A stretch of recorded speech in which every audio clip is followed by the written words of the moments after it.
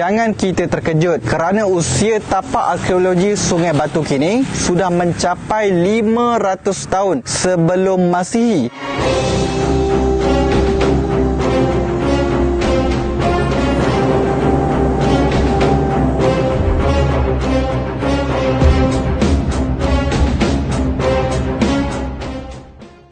Assalamualaikum warahmatullahi wabarakatuh. Pada hari ini saya akan berkongsi dengan anda semua berkenaan dengan tamadun tertua yang ada di Malaysia, yang berada di Tanah Melayu, iaitulah tamadun Sungai Batu yang dikatakan sudah berusia selama 3,500 tahun, dan ramai masyarakat pada hari ini tidak tahu akan kewujudannya, sedangkan tamadun ini telah mempunyai peradaban bangsa dan juga kemajuan yang sangat hebat dalam perdagangan, lebih-lebih lagi dalam teknologi peleburan besi.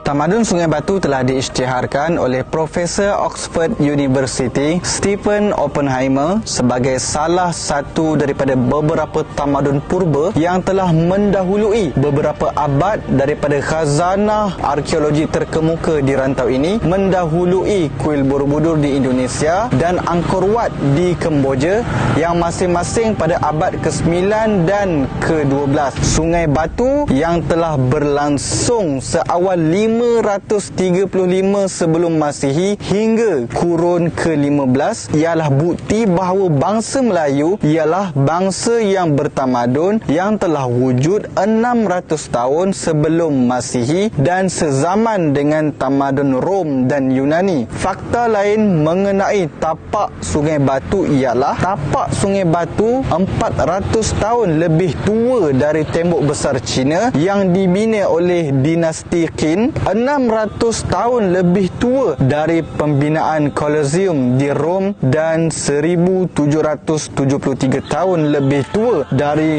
Menara Condong Pisa, Itali. Sungai Batu juga telah wujud 1100 tahun sebelum kelahiran junjungan besar Rasulullah sallallahu alaihi wasallam dan juga 600 tahun sebelum kelahiran Nabi Isa alaihi salam. Pada Mei, selepas hampir satu dekad kerja penggalian dijalankan di sebuah ladang kelapa sawit tempatan, ahli-ahli arkeologi yang mempunyai kepakaran dalam 5 tamadun purba utama, Mesopotamia, Indus, Mesoamerika, China dan Greco-Roman, menandatangani satu plak bagi mengiktiraf kepentingan sejarah di Sungai Batu. Tambah Prof. Datuk Dr. Mokhtar Saidin, hal ini jelas menunjukkan bahawa nenek moyang kita dahulu bukanlah golongan sekadar hidup, malah bukti kewujudan 12 juta tuyera ataupun peniup angin menunjukkan bahawa Sungai Besi adalah tapak perdagangan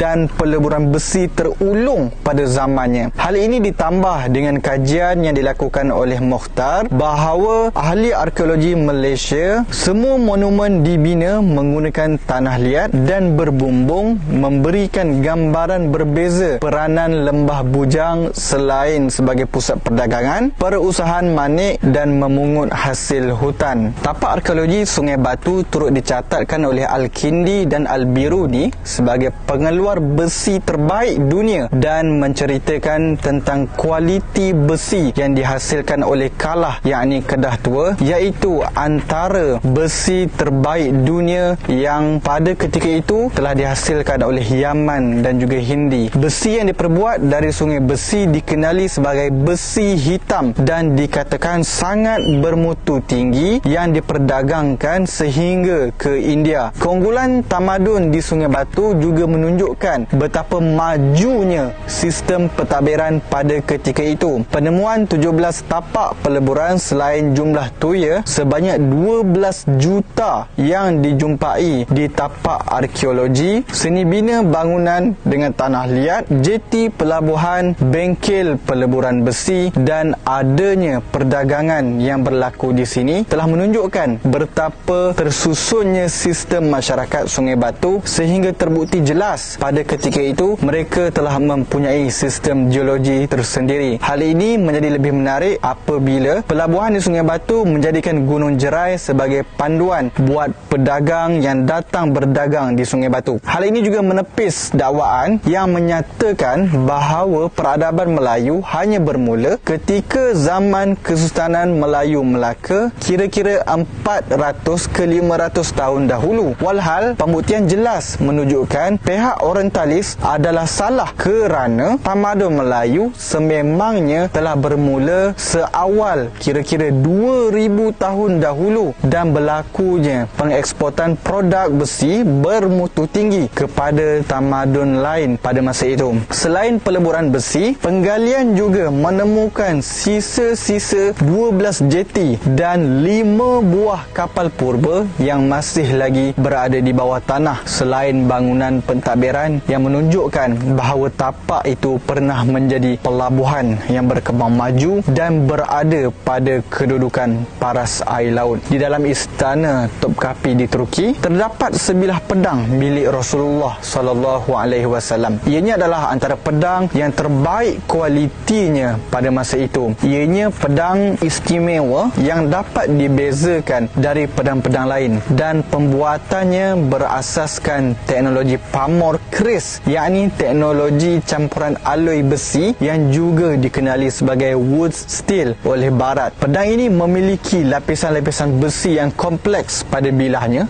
dan memiliki corak yang beralun-alun pada hujungnya. Orang Arab pada masa itu mengenalnya sebagai pedang bergelombang. Pedang itu bernama Qala'i, berasal dari Qala'ah, iaitu Kedah Tua, yang disebut oleh Idrisi, ahli geografi Arab era Abbasiyah, dalam karyanya Ar-Rujal, yakni Nuzhat Al-Mushtaq fi Ikhtiraq Al-Afaq, dan Abdullah, pengembara dan pemuisi dari Bukhara, yang catatannya yakni Ar-Risalah terkumpul dalam Majmu' fil Jughrafiyah pada tahun 940 Masihi. Pedang ini asalnya dari harta ghanimah ataupun harta rampasan perang dari Bani Qainuqa. Bagaimana pedang buatan orang-orang Melayu Kedah Tua boleh sampai ke tangan suku-suku Yahudi di Madinah? Mengapa dalam banyak-banyak pedang Qala'i ini dipersembahkan kepada Nabi Muhammad SAW? Lantas Nabi SAW memilihnya dan memasukkannya ke dalam koleksi pedang-pedang kesayangan baginda yang berjumlah 9 bilah pedang itu.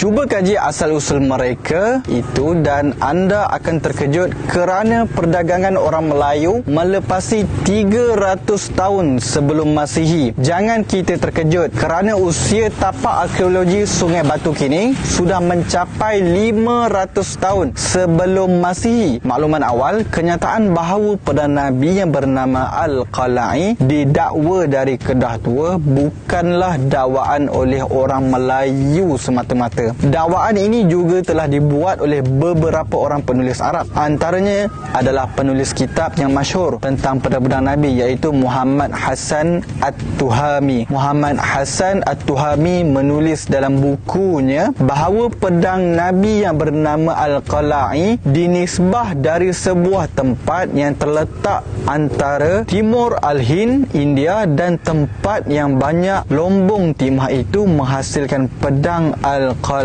yang masyhur. Dan dalam nota kakinya, Muhammad Hasan At-Tuhami menyatakan bahawa tempat itu kini terletak di barat Pulau Melayu, yakni di semenanjung Malaysia atau di timur Bengal ataupun Bengal. Dalam buku ini, Muhammad Hasan At-Tuhami jelas sekali merujuk kepada catatan pengembaraan Abu Dulaf Al-Muhaihil.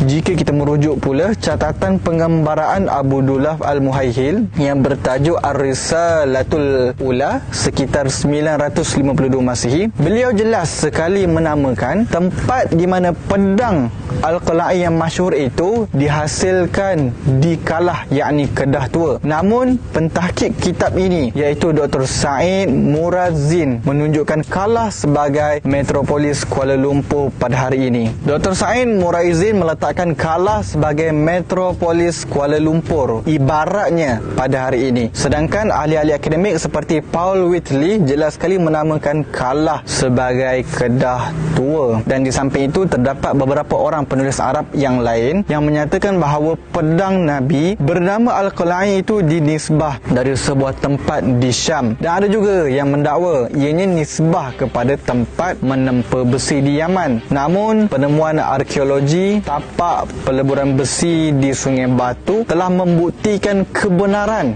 catatan Abu Dulaf Al-Mulhalhil bahawa Kalah, yakni Kedah Tua, adalah pusat pengeluar pedang Al-Qala'i yang masyhur. Jadi inilah sejarah yang sangat hebat, sejarah yang sangat luar biasa, bahawa kita telah mempunyai peradaban, kita telah mempunyai kemajuan yang sangat luar biasa dan telah ada sejak ribuan tahun yang lalu. Kita masyarakat pada hari ini perlu mempunyai satu semangat dan juga inspirasi untuk memelihara sejarah kita pada hari ini. Jangan pernah kita usik sejarah yang kita sudah lama tinggalkan, sedangkan sebenarnya kita ini sedang mempunyai tanggungjawab yang sangat besar untuk pelihara barang-barang ataupun peninggalan sejarah yang sangat-sangat berharga sehingga tiada ternilai harganya. Jadi insya-Allah kita seharusnya mempunyai semangat luar biasa, semangat patriotik, sejarah yang luar biasa seperti mana orang Turki,